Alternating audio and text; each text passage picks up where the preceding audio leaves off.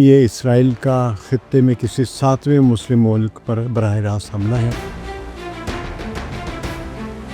قطر نے عرب اور مسلم اکثریت والے ممالک کو دعوت دی ہے کہ اسرائیل کی اس جارحیت پر بات کرنے کے لیے بیٹھا جائے۔ قطر کا خیال تھا کہ وہ امریکہ کا خطے میں ایک اہم اتحادی ہے، مگر اسرائیل کے سامنے کسی کی کوئی حیثیت نہیں۔ دوستو، ثقلین امام کا سلام قبول کیجیے۔ آج ہم مشرق وسطیٰ میں ایک نئے بحران کے بارے میں بات کریں گے جو قطر پر اسرائیلی حملے کے بعد پیدا ہوا ہے۔ حالیہ تاریخ میں یہ اسرائیل کا خطے میں کسی 7ویں مسلم ملک پر براہ راست حملہ ہے، اور قطر نے عرب اور مسلم اکثریت والے ممالک کو دعوت دی ہے کہ اسرائیل کی اس جارحیت پر بات کرنے کے لیے اور اسٹریٹجی بنانے کے لیے بیٹھا جائے۔ قطر کا خیال تھا کہ وہ امریکہ کا خطے میں ایک اہم اتحادی ہے، جس نے امریکہ میں کم از کم حال ہی میں $600 ارب کی سرمایہ کاری کا اعلان کیا تھا، اور صدر ٹرمپ کو $100 ملین کا ایک لگژری بوئنگ طیارہ بھی نذرانے کے طور پر پیش کیا تھا۔ مگر اسرائیل کے سامنے کسی کی کوئی حیثیت نہیں ہے۔ اسرائیل کے حملوں کا شکار ہونے والے ممالک میں صرف ایران واحد طاقت ہے جس نے اسرائیل کا براہ راست حملوں کا جواب دیا۔ یوں تو فلسطینی تنظیم حماس، لبنان کے حزب اللہ اور یمن کے انصار اللہ بھی اسرائیل کے حملوں کا جواب دے رہے ہیں یا دیتے رہے ہیں، مگر ان کو تاحال ریاست نہیں کہا جا سکتا۔ اب تک کسی عرب حکومت نے اسرائیلی حملوں کا جواب نہیں دیا ہے۔ قطر، جس کے پاس بہت سارے وسائل ہیں، دولت کے ساتھ بہترین قسم کے جدید طیارے بھی ہیں جو اس نے امریکہ سے خریدے ہیں، فی الحال اس کی ترجیح جو ہے وہ سفارتکاری ہے اور معاملہ فہمی ہے، اور تمام مسلم اکثریتی ممالک کو دعوت دی ہے کہ آؤ مل بیٹھ کر کوئی اسٹریٹجی بنائیں۔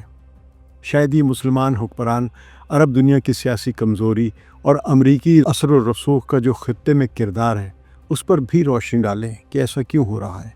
قطر نے تو اپنے خرچے پر امریکی فوج یعنی جو سینٹ کام ہے اس کے ہیڈ کوارٹر کو میزبانی دی ہوئی ہے اپنے پیسوں سے۔ شاید قطر کو یہ غلط فہمی تھی کہ امریکی فوج کو گھر میں رکھ کر وہ خطے کے دیگر ملکوں پر رعب ڈال سکیں گے، مگر قطر کے حکمران بھول گئے اسرائیل تو امریکہ کا بھی باپ ہے۔ قطر میں ہونے والے OIC اور عرب لیگ کے اجلاسوں میں فلسطینی عوام کی حمایت کے بیانات دیے جائیں گے، لیکن یہ بیانات زیادہ تر علامتی حیثیت رکھیں گے۔ یہاں یہ بات واضح کرنی ضروری ہے کہ امریکہ کی پالیسی نے بھی صورتحال کو پیچیدہ بنایا ہے۔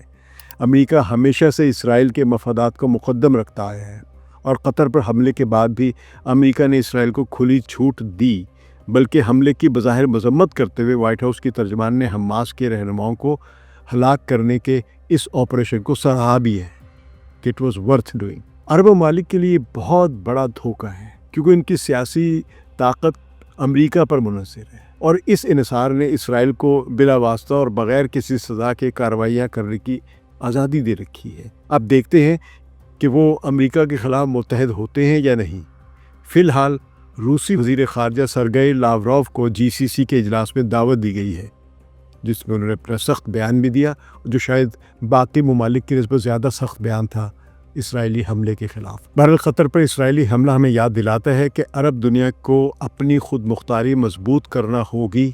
OIC اور GCC نے مذمت کی، لیکن عملی اقدامات میں کمزوری دکھائی ہے عموماً، اور عرب قیادت ابھی تک امریکہ اور اسرائیل کے دباؤ سے آزاد نہیں ہے۔ قطر اور فلسطین کی حقیقی حمایت تب ممکن ہوگی جب عرب ممالک اپنے اختلافات ختم کریں، مسلمان ممالک اپنے ختم کریں، متحد ہوں اور امریکہ اور اسرائیل کے اثر و رسوخ سے آزاد ہو کر اپنے فیصلے خود کریں۔ GCC کے بعد 14 ستمبر سے OIC کا ہنگامی سربراہی اجلاس دوحہ میں ہو رہا ہے، جس میں پاکستان کے وزیر اعظم شہباز شریف پہلے ہی پہنچ چکے ہیں۔ یہ موقع تاریخی طور پر اہم ہے۔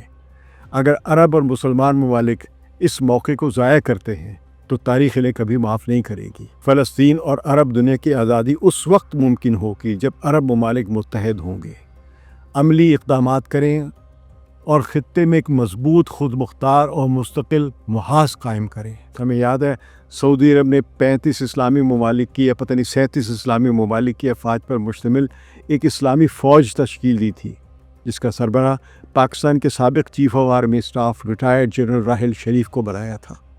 کسی کو نہیں معلوم کہ وہ اسلامی فوج کہاں ہے۔ باہر ہر کوئی سپیڈ سے دوحہ پہنچ رہا ہے، جو امیر ترین معیشتوں میں سے ایک ہے اور بڑی بہترین میزبانی کر سکتا ہے، لیکن فوجی ساز و سامان خریدنے اور امریکی ایئر بیس کی میزبانی کرنے کے باوجود اسرائیل کے سامنے قطر بے بس ہے، شاید سارے مسلمان بے بس نظر آ رہے ہیں۔ ثقلین امام کو اجازت دیجیے، خدا حافظ۔